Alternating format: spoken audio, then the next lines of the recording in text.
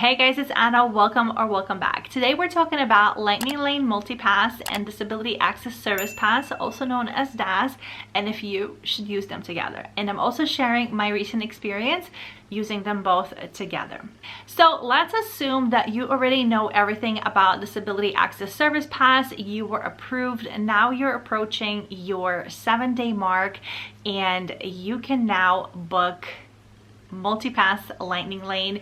If you're staying on Disney property, you can book them 7 days before your trip, and if you're staying off property, you can book it 3 days before your trip. So when my time came, I have to say the availability was fairly good. There was nothing super early in the morning. It was like late morning into early afternoon, which I thought was fine. Pretty much every ride was available. I didn't see anything that was not available, so that was perfect.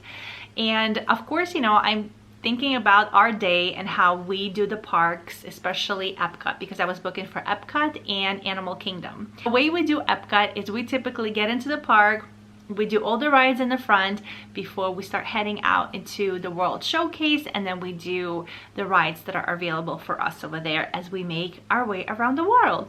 And then once we go all the way around, we'll come back and do more rides in the front of the park. Because if you've been to Epcot, I mean any Disney park, it's a lot of walking. And when you have a child with special needs, it's tough. It could definitely be tough. So when the time came and I went to book the attractions, you also have to pick attractions from Tier 1 and Tier 2. So every park except Animal Kingdom has Tier 1 and Tier 2. And you have to pick either 1 from Tier 1 and 2 from Tier 2, or all 3 can be from Tier 2. A lot of information. But then once you get into the park, supposedly you can book anything and everything from any tier. It doesn't matter anymore. But you have to get into the park and use your first Lightning Lane. And then when you're booking, now would be your 4th Lightning Lane, you can go ahead and book it from either tier. It doesn't matter anymore. You don't have any restrictions. So taking all of this into consideration, I decided that I was not going to book Frozen and I was not going to book Remy, because I said it doesn't make any sense. We're going to be in front of the park. Why am I going to take my kid all the way to Remy to take him all the way back? That's just too much. We're just going to do it the way we do it always. So I went ahead and I booked Soarin' Around the World. I booked Figment and Spaceship Earth. Those were the 3 attractions I booked for Epcot. Of course, my son was approved for DAS, so we already had that. We had our interview. If you want to see more of it, I have a playlist right over here and down below, so check it out. So to my surprise, once we got to the park, Remy and Frozen was not available for the entire day. When I say wasn't available, it wasn't available. So aside from the 2nd tier, which was Figment, Turtle Talk, I don't even know if you can get the Fiesta reservation or if it's just a walk-on, Living with the Land, Nemo, Seas with Nemo, all of those little rides were the only rides available. So the top tier rides were never available. Okay, so we're just gonna leave it at that. Now on our Epcot day, we paid $21 per person for this multipass Lightning Lane. I'm just looking at my notes. We were there November 23rd. The park was a little bit busy because I believe it was the last day or like second to last day of Food and Wine. So there was a lot of folks there, but those rides were never available and we were never able to book them. So this is where, like, I don't know how I feel about this pass, because if it wasn't for my son's Disability Access Service Pass, he would never be able to ride Frozen and Remy, rides that he enjoys to go on multiple times. So to think that you're paying for this service, which is great, right? You pay, you're able to book 3 rides in advance, but if you're trying to tailor it to your style, to your needs, so it's a little bit more comfortable for you because you don't want to go back and forth, you miss out on going on the major attractions because they will not be available. They will not be available.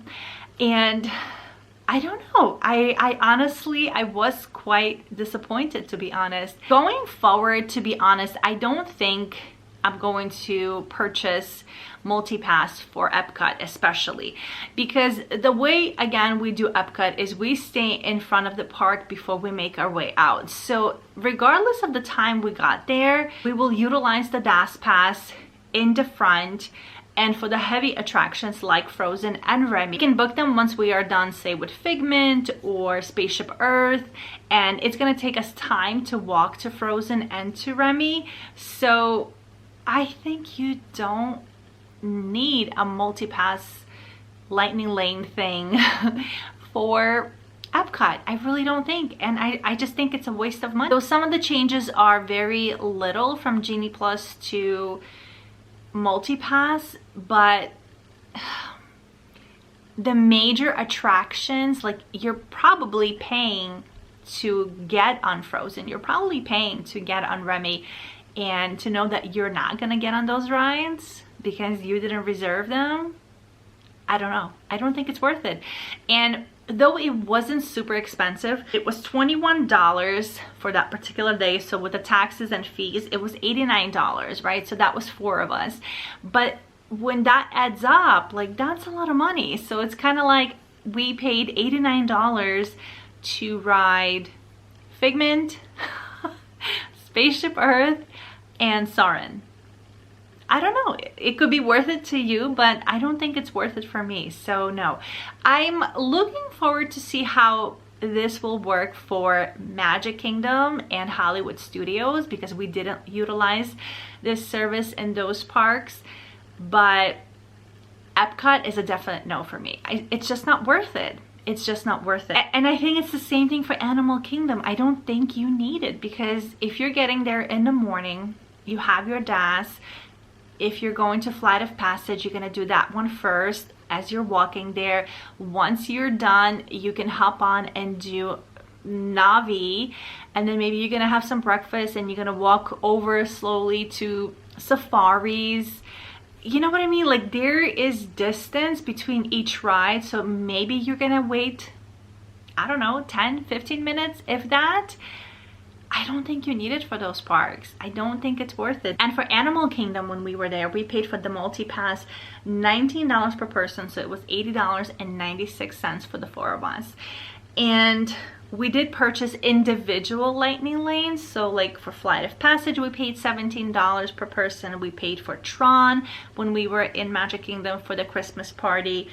But I don't know, this multi-pass is just very tricky. I mean, I think I need a little bit more time maybe to use it, like I said, in Magic Kingdom especially, and Hollywood Studios, but it is not worth it for Epcot or Animal Kingdom. It's not. Don't spend your money on it.